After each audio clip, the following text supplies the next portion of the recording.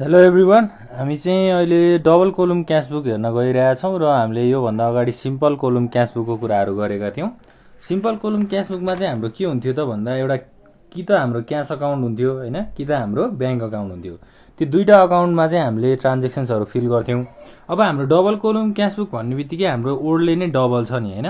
Double भन्ने बित्तिकै एउटा त्यस्तो क्यासबुक जसमा चाहिँ क्यास र डिस्काउन्टहरू इन्भल्भ भएको हुन्छ होइन। त्यसै गरी ब्याङ्क र डिस्काउन्ट इन्भल्भ भएको हुनसक्छ। त्यसै गरी क्यास र ब्याङ्क दुइटै अकाउन्टहरू इन्भल्भ भएको हुनसक्छ। अब डबल कोलम क्यासबुकलाई हामीले के भन्न सक्छौँ त, a cashbook that has two columns होइन। कुनै पनि क्यासबुक जसको चाहिँ दुईवटा कोलम हुन्छ इच साइडमा, डेबिट साइडमा र क्रेडिट साइडमा, त्यसलाई हामीले डबल कोलम क्यासबुक भनेर भन्छौँ। जस्तै यहाँ नयाँ कुरा के आएको छ त भन्दा डिस्काउन्टको कुरा आएको छ।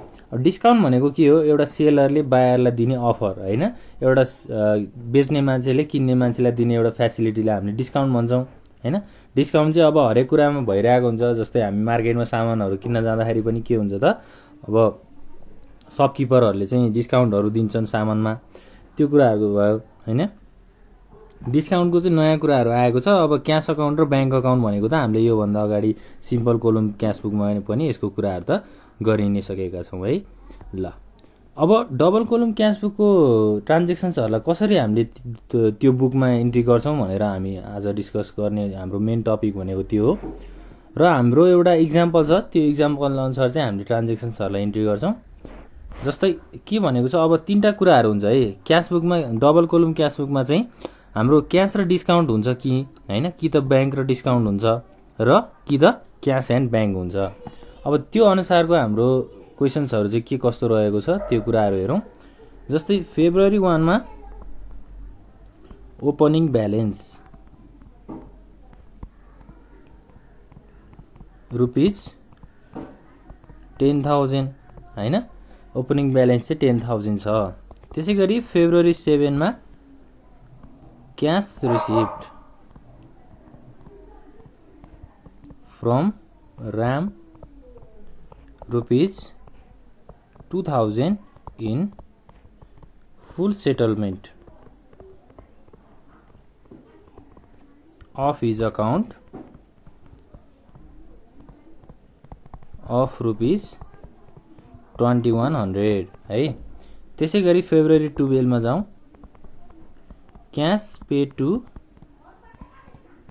Shyam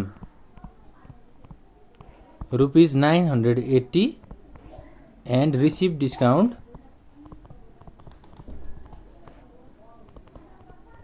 of rupees 20। त्यसै गरी फेब्रुअरी 17 मा पेड वेजेस रुपिज 2,000। ल अब यो ट्रान्जेक्सन्सहरूलाई चाहिँ हामीले डबल कोलम क्यासबुकमा इन्ट्री गर्नु पर्यो। ल अब हामीले यो माथिको ट्रान्जेक्सन्सहरूलाई चाहिँ डबल कोलम क्यासबुकमा रेडी गर्नु पर्यो। डबल कोलम क्यासबुकको फर्मेटहरू चाहिँ के कस्तो हुन्छ भनेका थियौँ त हामीले। यसको डेफिनेसन भन्दाखेरि a cashbook that has two columns in each side भनेको डेबिट साइडमा पनि दुईवटा कोलम छ डिस्काउन्ट र क्यास, क्रेडिट साइडमा पनि दुईवटा कोलम छ डिस्काउन्ट र क्यास होइन। यस्तो खालको अकाउन्टलाई अथवा यस्तो खालको कोलमहरूलाई हामीले डबल कोलम क्यासबुक भनेर भन्छौँ। र अब माथि ट्रान्जेक्सनमा पनि त्यही कुराहरू छ है, क्यासको कुराहरू छ र डिस्काउन्टको कुराहरू छ, जुन चाहिँ हामी अब ट्रान्जेक्सन फिल गर्दै गर्दा हेर्छौँ। जस्तै ओपनिङ ब्यालेन्स 10,000 भनेको छ है। अब 10,000 चाहिँ ओपनिङ ब्यालेन्स छ फेब्रुअरी 1 मा, जसलाई हामीले डबल कोलम क्यासबुकको डेबिट साइडमा इन्ट्री गर्छौँ। February 1 to balance brought down. अब ओपनिङ ब्यालेन्स भनेको चाहिँ लास्ट इयरको अकाउन्ट अथवा योभन्दा अघिल्लो वर्षको एउटा फाइनल अकाउन्ट जुन बन्छ होइन, त्यो फाइनल अकाउन्टबाट बाँकी रहेको 10,000 चाहिँ हाम्रो अहिलेको यो वर्षको चाहिँ ओपनिङ ब्यालेन्स हुन्छ। त्यसलाई हामीले ब्यालेन्स ब्रट डाउन भनेर लेख्छौँ। क्यास हो, त्यही भएर क्यासको साइडमा 10,000 लेख्नु पर्यो है। त्यसै गरी अब हामीले फेब्रुअरी 7 मा जानु पर्यो। अब फेब्रुअरी 7 मा के भनेको छ, cash receive from RAM rupees 2,000 in full settlement of his account of rupees 2,100। रामले चाहिँ कुनै सामान किनेको थियो र 2100 पर्ने सामानमा रामले 2,000 मात्रै तिर्यो। 2000 मात्रै तिर्नु पर्यो रामले भनिसकेपछि 21 मा 2000 तिरिसकेपछि कति बाँकी रहन्छ 100 बाँकी रहन्छ। त्यो 100 चाहिँ के हो त अब डिस्काउन्ट हो है। उसले सामान किन्दाखेरि अथवा केही चिज किन्दा खरिद गर्दाखेरि चाहिँ उसले डिस्काउन्ट 100 रुपिस पाएको छ। अब रामबाट क्यास रिसिभ भयो भनेपछि के हुन्छ क्यास अकाउन्ट डेबिट हुने भयो हैन। टु राम अकाउन्ट हुने भयो। राम अकाउन्ट कति हुन्छ त 2000 हुन्छ है। ल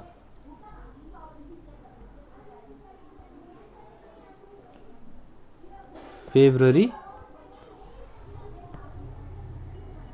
7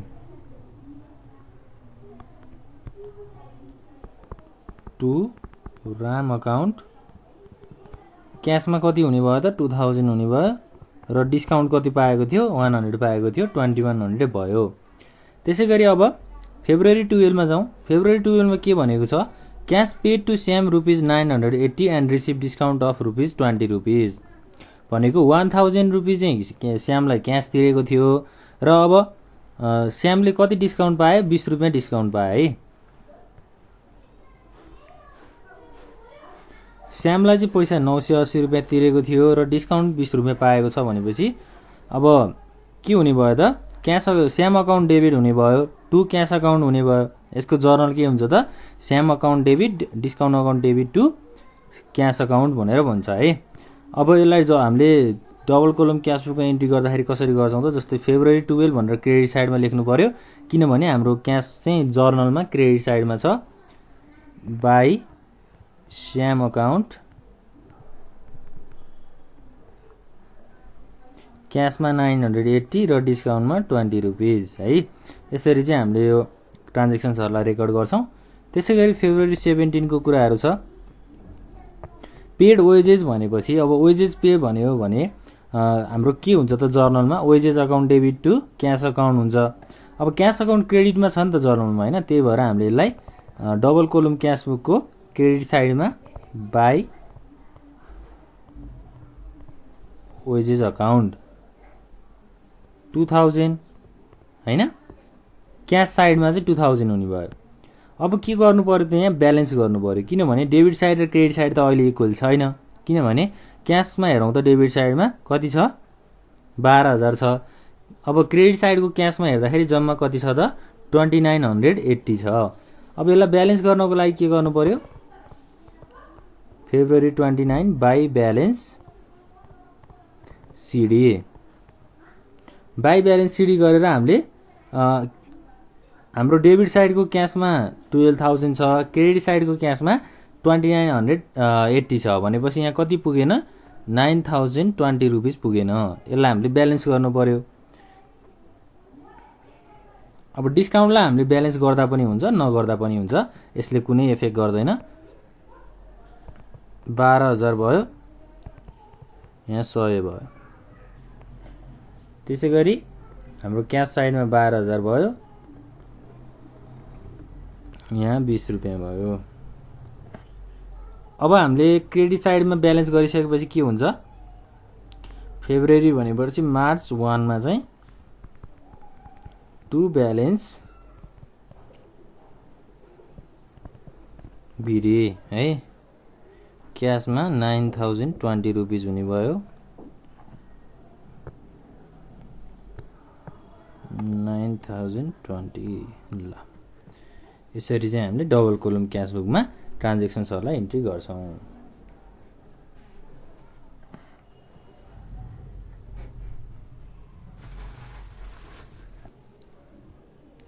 अब हामीले यो इक्जाम्पलहरूलाई चाहिँ हेर्यौँ हैन। अब हामीले अर्को दोस्रो इक्जाम्पलमा चाहिँ के हेर्छौँ त जस्तै cash book with discount and bank coulombs cash book with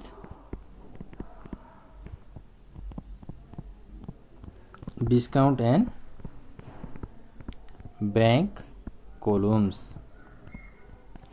माथि चाहिँ हामीले के डिस्कस गरेका थियौँ त क्यास र डिस्काउन्टको कुराहरू डिस्कस गरेका थियौँ।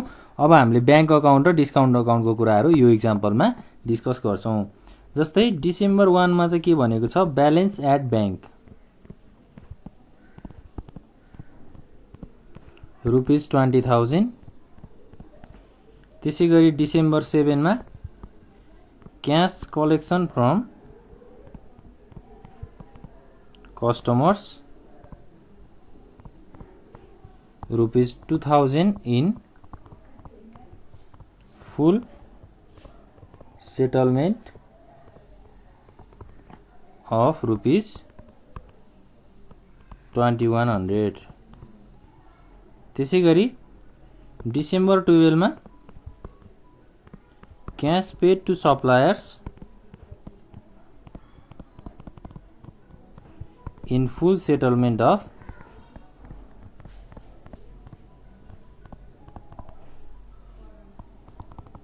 ₹3200।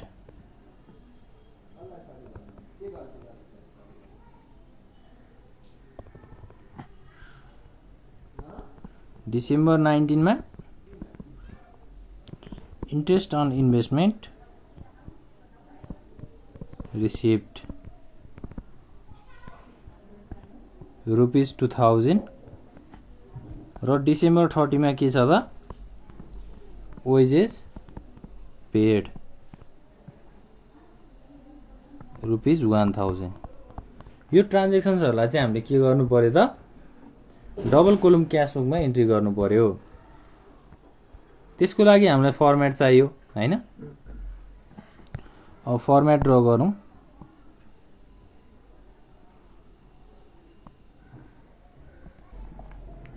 ल अब हामीले डिस्काउन्ट र बैंक अकाउन्टको ट्रान्ज्याक्सन्सहरुलाई यो डबल कोलम क्याश बुकमा इन्ट्री गर्छौं। अब के भनेको छ जस्तै डिसेम्बर 1 मा ब्यालेन्स एट बैंक भनेको बैंक ब्यालेन्स भनेर भनेको छ है।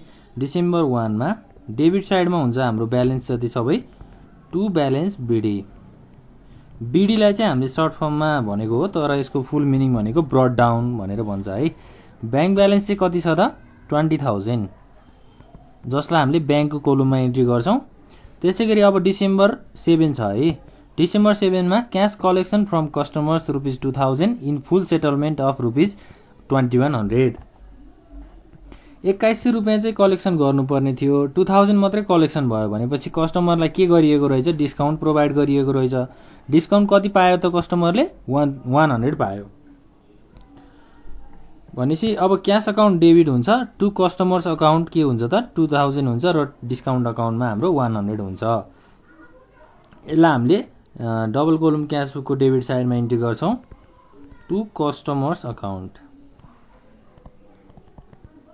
कति आएको हो कलेक्सन भएको 2000 हो र डिस्काउन्ट पाएको 100 2100 टोटल भयो। त्यसैगरी अब डिसेम्बर 12 मा cash paid to suppliers in full settlement of ₹3200 है। 3200 मा चाहिँ कति तिरियो त 3100 तिरियो। 3200 तिर्नु पर्ने थियो तर सेटलमेन्ट गरेर अथवा मिलाएर कति तिरियो त 3100 तिरियो। भनेपछि यहाँ पनि 100 रुपैयाँको भेरिएसन छ, 100 रुपैयाँ चाहिँ डिस्काउन्ट पाएको छ भनेर भन्न सकिन्छ।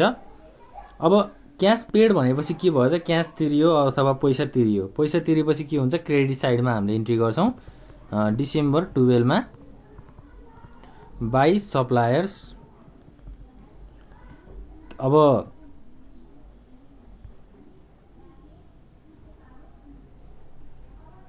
बैंकको कुराहरु छ हैन। सबै कुराहरु ब्यालेन्स एट बैंकमा भइसकेपछि के हुन्छ त सबै बैंकको कुराहरु हुन्छ। अब क्याश भनेको त अब पैसा तिरेको हो हैन, तर ट्रान्ज्याक्सन्सहरु कहाँबाट भइरहेको छ सबै बैंकबाट भइरहेको छ। बैंकमा 20000 छ, त्यही 20000 बाट सबै काम भइरहेछ भनेपछि हामीले जहिले पनि बैंकको कोलममा हेर्नुपर्छ।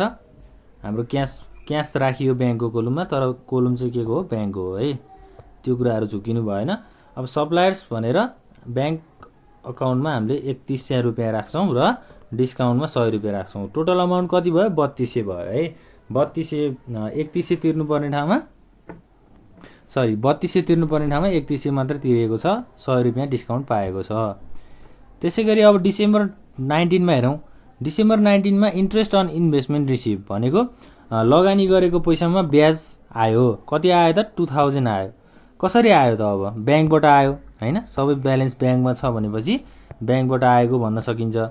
अब इन्ट्रेस्ट हाम्रो 2000 आएपछि क्याश अकाउन्ट डेबिट हुन्छ। क्याश अकाउन्ट डेबिट हुनु अथवा बैंक अकाउन्ट डेबिट हुनु भनेको के हो त हाम्रो डेबिट साइडमा हुनु हो। December 19 to interest. Account bank अकाउन्टमा 2000 हुन्छ है। क्यासको कुराहरू चाहिँ अब 2000 रुपियाँ भने क्यास भनेर भनिन्छ, तर सबै कामहरू ब्याङ्कबाट भइरहेको छ। ल इन्ट्रेस्टको कुराहरू पनि सकियो। अब हामीले के गर्नु पर्यो, ब्यालेन्स गर्नु पर्यो, डेबिट र क्रेडिट साइडलाई इक्वल बनाउनु पर्यो। अब हामीले हेर्दाखेरि त डेबिट साइडमा धेरै देखिन्छ है, क्रेडिट साइडको ब्याङ्क कोलममा जम्मा 3100 छ, डेबिट साइडको ब्याङ्क अकाउन्टमा चाहिँ जम्मा कति छ त 24000 छ। अब यहाँ क्रेडिट साइडमा पुगेन, त्यसैले क्रेडिट साइडमा डिसेम्बर 30 मा हाम्रो लास्टको ट्रान्जेक्सन त छुटेको रहेछ नि त है, लास्टको ट्रान्जेक्सन पनि हेर्नु पर्यो। लास्टमा के भनेको छ, वेजेज पेड भनेको छ, भनेको wages account debit to cash account हुन्छ।